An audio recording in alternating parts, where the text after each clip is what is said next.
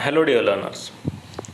In the previous video, we discussed about the basic concept of eukaryotic transcription and the polymerases like RNA polymerases 1, 2, 3 that are required to carry out transcription of all different types of RNAs in the eukaryotes. All about this we studied in the previous video lectures. Now today in this video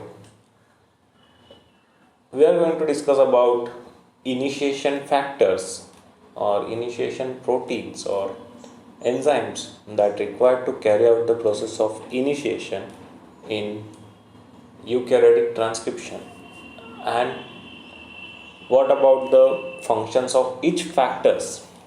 So we will discuss in this video. So let's start. In eukaryotes, RNA polymerases binding to the core promoter and transcription initiation requires several proteins called basal transcription factors. RNA polymerase जो है वो core promoter को bind करने वाला है, ठीक है, और उसके बाद उसको कुछ इनिशिएशन फैक्टर्स मतलब कुछ को स्टिमुलेटरी फंक्शंस करने वाले मॉलिक्यूल्स चाहिए ट्रांसक्रिप्शन करने के लिए, और उसे हम कहेंगे transcription factors. And TATA box binding proteins जो होते हैं, जैसे हमने पढ़ा था प्रोकैरियोटिक ट्रांसक्रिप्शन में, like there is TATA binding protein and core enzyme and sigma factor that that recognizes the promoter, and then they bind on that promoter sequence and carry out the process of transcription. So like that, here is also promoter sequence and this is also known as Tata box binding protein. तो वहाँ पे Tata box binding protein जो है ये है structural component of large protein called as transcription factor 2D. अभी सबसे पहले जो ये इनिशिएशन फैक्टर्स है कौन कौन से है, Tata binding protein, Tata transcription factor 2B, transcription factor 2A, transcription factor 2F, transcription factor 2E and last one is here transcription factor 2H. तो अभी देखते हैं कि ये सबका रोल क्या है. टाटा बाइंडिंग प्रोटीन जो है TBP, Tata box binding protein, उनका काम होता है टाटा बॉक्स को रिकॉग्नाइज करना और वहाँ पे जाके बाइंड होना. और सिर्फ वहाँ पे जाके बाइंड नहीं होना तो दूसरे प्रोटीन को भी लेके आना है. तो दूसरा प्रोटीन कौन सा है, ट्रांसक्रिप्शन फैक्टर 2B. अभी ट्रांसक्रिप्शन फैक्टर 2B का काम क्या है, ये भी अकेले जाके वहाँ पे बैठता नहीं, ये दूसरे कुछ मॉलिक्यूल्स को लेके आता है कि भाई तुम लोग भी आओ, यहाँ पे बहुत जगह है. तो ये लेके आता है RNA पॉलीमरेज 2 जो हमारा सबसे इम्पोर्टेंट एंजाइम है, और उसके हेल्प को ट्रांसक्रिप्शन फैक्टर 2F ये भी लेके आता है. तो मतलब टाटा बाइंडिंग प्रोटीन जो है TBP ये binds to the TATA box and recruits transcription factor 2B, मतलब वहाँ पे वो ट्रांसक्रिप्शन फैक्टर 2B को लेके आता है. और ट्रांसक्रिप्शन फैक्टर 2B क्या करता है, ये RNA पॉलीमरेजेस 2 को लेके आता है प्लस ट्रांसक्रिप्शन फैक्टर 2F को भी लेके आता है, और ये दोनों का कॉम्प्लेक्स प्रमोटर सीक्वेंस जो होता है DNA में प्रेजेंट है, वहाँ पे जाके ये दोनों बाइंड हो जाते हैं. उसके बाद आता है फिर transcription factor 2A. Transcription factor 2A का काम क्या है, ये स्टेबिलाइज करता है टाटा बाइंडिंग प्रोटीन, और ये जो अपना सेकेंड कॉम्प्लेक्स बना है अभी, इनको स्टेबिलिटी देना, मतलब यहाँ पे वो पकड़े रहे, वहाँ पे वो मेंटेन रहे, ये सब काम किसका है, ट्रांसक्रिप्शन फैक्टर 2A का. उसके बाद जो ये ट्रांसक्रिप्शन फैक्टर 2F आया था, इसका काम क्या है कि ये करता है prevent non specific binding of RNA polymerase 2.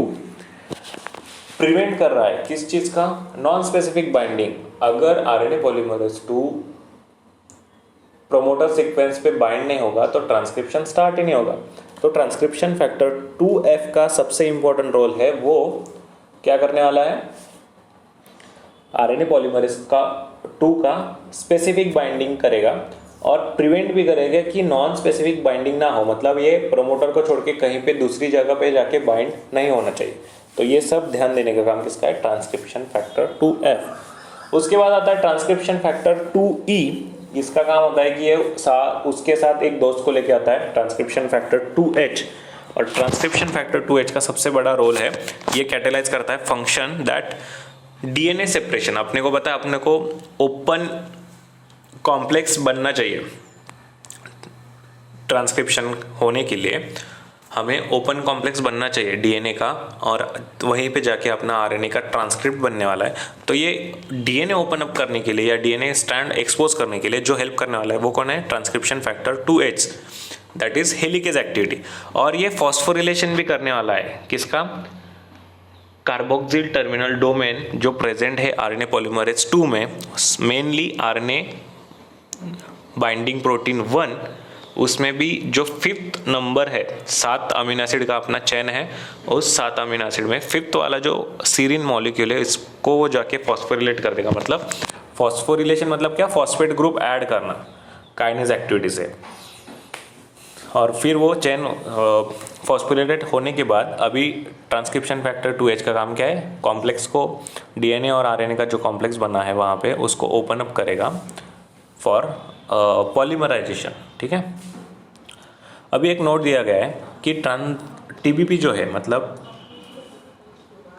Transcription binding protein, Tata binding protein जो है, टाटा बाइंडिंग प्रोटीन जो है is the universal transcription factor required for initiation of transcription by all types of RNA polymerase।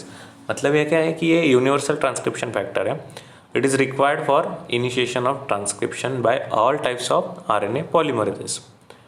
Tata binding protein जो है, TATA box binding protein, it also required for transcription initiation in archaea and bacteria, hence archaea and bacteria are closely related to eukaryote. जो अपना 3 domain system है, archaea bacteria, bacteria and eubacteria, तो TATA binding या Tata box binding protein जो है also required for transcription initiation in archaea and bacteria. TATA binding protein जो है it contains beta sheet bend in DNA 80% by interact with the minor group of DNA. अब ये जो bend होता है ये आपको जब प्रोटीन के आप स्टडी करोगे उसमें primary structure, secondary structure, tertiary structure and quaternary structure, तो ये फोल्डिंग की वजह से होता है। और जो प्रोटीन होते हैं उसमें कुछ अमीनो एसिड्स होते हैं, अमीनो एसिड्स में जैसे ही कुछ सेकेंडरी स्ट्रक्चर्स आते हैं प्रोटीन्स के, सेकेंडरी स्ट्रक्चर्स में alpha helix, beta pleated sheets, कुछ मोटिव्स आते हैं, कुछ टर्न्स आते हैं, तो उस प्रकार उसमें कुछ बेंडिंग होता है, जिसके कारण आपको पता है डीएनए में मेजर ग्रुप, माइनर ग्रुप होते हैं, तो वो माइनर ग्रुप को इंटरैक्ट करने के लिए बेंडिंग जो है टाटा बाइंडिंग प्रोटीन में वो हमें हेल्प करती है, एफिकेसी बढ़ाती है। ठीक है, so this is all about the